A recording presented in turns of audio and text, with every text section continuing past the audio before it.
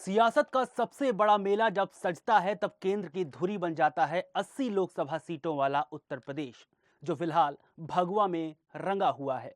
जरा सा ही सही, मगर साइकिल वालों के लाल रंग के छींटे भी इस पर हैं। लेकिन अब वो धीरे धीरे खत्म हो रहे हैं, जिसके बाद डर ये है कि कहीं सूबे में विपक्षियों पर झाड़ू न चल जाए। नमस्कार, द न्यूज 15 में आपका स्वागत है। मेरा नाम है रविशंकर। प्रधानमंत्री नरेंद्र मोदी के आगे इंडिया गठबंधन और उसका अहम हिस्सा समाजवादी पार्टी की सारी रणनीति नेस्तनाबूद होती जा रही है, क्योंकि पार्टी को मजबूती देने वाले स्तंभ एक एक कर टूटते जा रहे हैं। पहले पश्चिमी उत्तर प्रदेश में मजबूत पकड़ रखने वाले जयंत चौधरी जुदा हो गए। इसके बाद अब स्वामी प्रसाद मौर्य भी आंखें गुरेर रहे हैं। लग तो ऐसा रहा है कि ये जल्द ही दामन छुड़ा लेंगे। बात यही नहीं रुकती। सपा का ही एक और घटक दल अपना दल कामेरावादी की पल्लवी पटेल ने भी नाराजगी जताई है। उन्होंने तो आरोप लगा दिया है कि अखिलेश यादव की पीडीए यानी पिछड़ा, दलित और आदिवासी के मूल उद्देश्य अब उनसे दूर हो रहे हैं।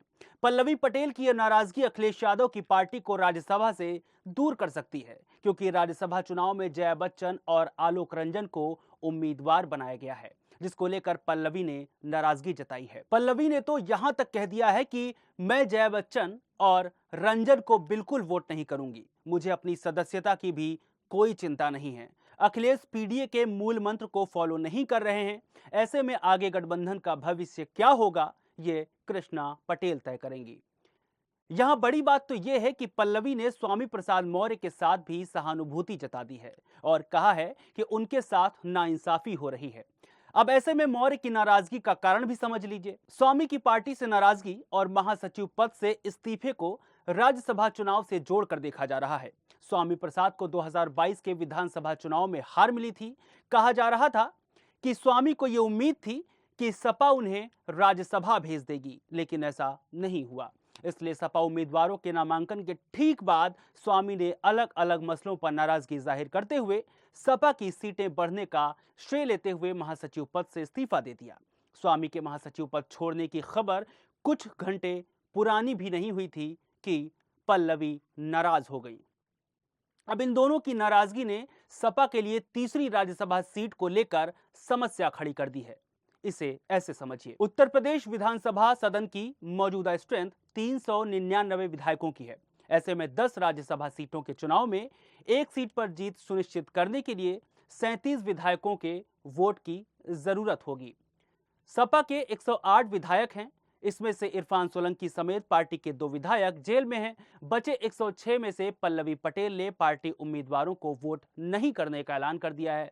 ऐसे में सपा के पास 105 विधायकों का ही वोट बचता है। कांग्रेस के 2 विधायकों का समर्थन भी जोड़ लें तो संख्या बल 107 तक ही पहुंच रहा है, जबकि सपा को 3 सीटें जीतने के लिए 111 वोट की जरूरत होगी। आरएलडी अगर सपा के साथ होती तो वोटों का आंकड़ा 116 तक पहुंचता, जो जरूरी वोट से 5 ज्यादा होता। लेकिन 9 विधायकों वाली पार्टी अब सपा का साथ छोड़कर एनडीए में जा चुकी है। इसके अलावा इसे भी समझिए, यूपी विधानसभा में कुल 403 विधायक होते हैं। भाजपा 252 विधायकों के साथ सबसे बड़ी पार्टी है। भाजपा के सहयोगी दलों अपना दल एस के 13, आरएलडी के 9, निषाद पार्टी के 6, सुभाषपा के 6 विधायक हैं। सहयोगी दलों की सीटें जोड़ लें तो आंकड़ा 286 पहुंच जाता है, जो 8 सीटें जीतने के लिए जरूरी 296 वोट से 10 कम है। सपा के 108 और कांग्रेस के 2 विधायक हैं। इसके अलावा रघुराज प्रताप सिंह यानी राजा भैया की लोकतांत्रिक जनसत्ता पार्टी के 2 और बहुजन समाज पार्टी का भी 1 विधायक है। अब राज्यसभा और सांसद चुने जाने का तरीका भी जान लीजिए। राज्यसभा सदस्य का कार्यकाल 6 साल का होता है। लोकसभा चुनाव में आम आदमी वोट करते हैं, लेकिन राज्यसभा चुनाव के लिए आम आदमी वोट नहीं कर सकता। इसके लिए विधायक ही चुनाव में हिस्सा लेते हैं और राज्यसभा चुनाव के नतीजों के लिए एक फॉर्मूला भी तय किया गया है। किसी राज्य की राज्यसभा की खाली सीटों में एक जोड़कर उससे कुल विधानसभा सीटों को भाग कर दिया जाता है। जो भी संख्या निकल कर आती है उसमें एक जोड़ दिया जाता है।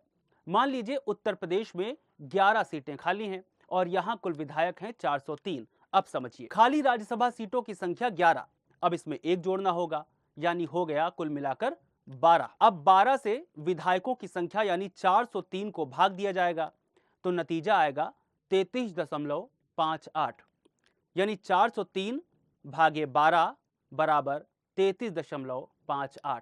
भाग देने पर आई संख्या 33.58 में एक जोड़ दिया जाएगा तो आएगा 34.58, यानी इसे 35 भी कह सकते हैं।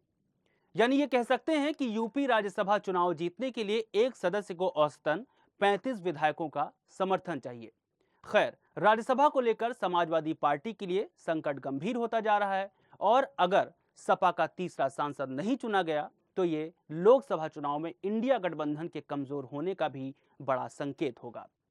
फिलहाल इस खबर में इतना ही। हमें ऐसे ही देखने के लिए द न्यूज़ 15 को सब्सक्राइब करें, शेयर करें और लाइक करें। शुक्रिया।